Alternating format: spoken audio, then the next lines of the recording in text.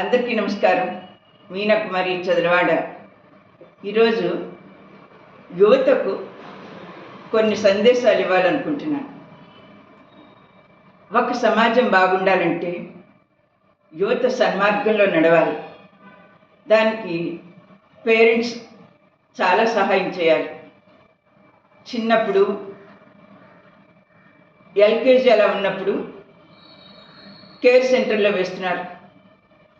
High స్కూల్కి వచ్చేసరికల్లా హాస్టల్స్లో వేస్తున్నారు. ఆ తర్వాత వాళ్ళకి ఉద్యోగాలు కొంటున్నారు.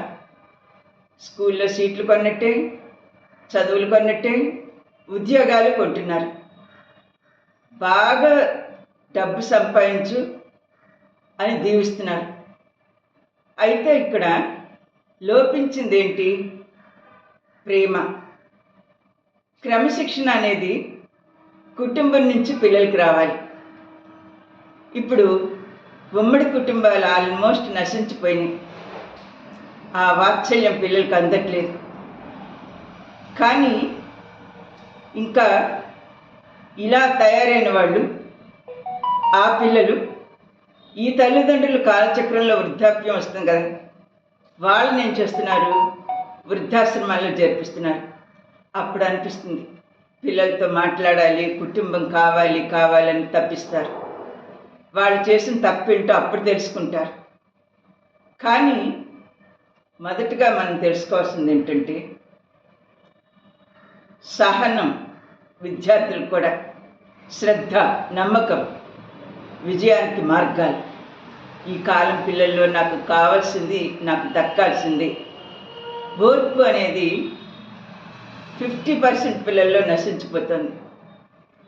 చిన్నప్పుడు స్కూల్లో టీచర్స్ భయపెట్టకూడదు, ఒక దెబ్బ కొట్టకూడదు.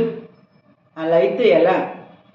ఒక స్థాయిలోకి వెళ్ళాలంటే, ఎదురైన సమస్యల్ని ధైర్యంగా ఎదుర్కోవాలంటే, బాధలను తట్టుకోవాలంటే అప్పుడు ఆత్మస్థైర్యం కావాలి. అది కుటుంబం నేర్పించట్లేదు. అలా చేస్తుంటే ఆ విద్యార్థులే రేపటి పౌరులు కదా, నవ సమాజ నిర్మాతలు కదా. అప్పుడు సమాజానికి ప్రయోజనకరమైన యువతగా తయారవుతారు.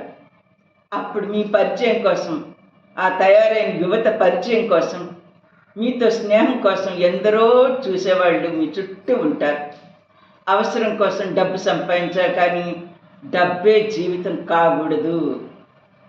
ఎంత ఎక్కువ కాలం బ్రతికామనేది కాదు, జీవితాన్ని ఎంత గొప్పగా, హుందాగా, పరోపకారంతో జీవించామన్నది ముఖ్యం. కొంత డబ్బు రాగానే నేను, నాది అనే గర్వం, అహంకారం ఉండకూడదు. ధనం సంపాదిస్తే ధనవంతులు అవుతారు. దాన ధర్మాలు చేసిన వారిని దేవుడు అంటారు. ఉదాహరణకి అబ్దుల్ కలాం గారు నేటి యువతకు ఆదర్శం. తనకంటూ ఏమీ మిగిల్చుకోలేదు. దేశం గర్వించదగ్గ స్థితప్రజ్ఞుడు. అలాగే భగవద్గీతలో శ్రీకృష్ణుడు త్యాగం అంటే ఫలితాన్ని ఆశించటం కాదు. నేటి యువతకు ఒక శ్లోకం ద్వారా మీకు తెలియచేస్తున్నాను. క్లైభ్యం ఆస్మాగమ పార్థ నైతత్వయుపపద్యతే క్షుద్రం హృదయ దౌర్బల్యం త్యక్తోత్తిష్ఠ పరంతపః. ఎప్పుడైనా అవమానం ఎదురైనా, ఏదైనా మీరు కోల్పోయినా బాధపడద్దు. అది ఒక అభ్యాసంగా భావించండి. రాబోయే కాలానికి అది మీకు ఒక అనుభవంగా తయారవుతుంది అని ఈ నేటి సమాజానికి శ్రీకృష్ణ భగవానుడు తెలియజేశాడు. నా వీడియో కనుక మీకు నచ్చినట్టయితే like, share and subscribe. Thank you. ధన్యవాదాలు. మీనా కుమారి చదలవాడ.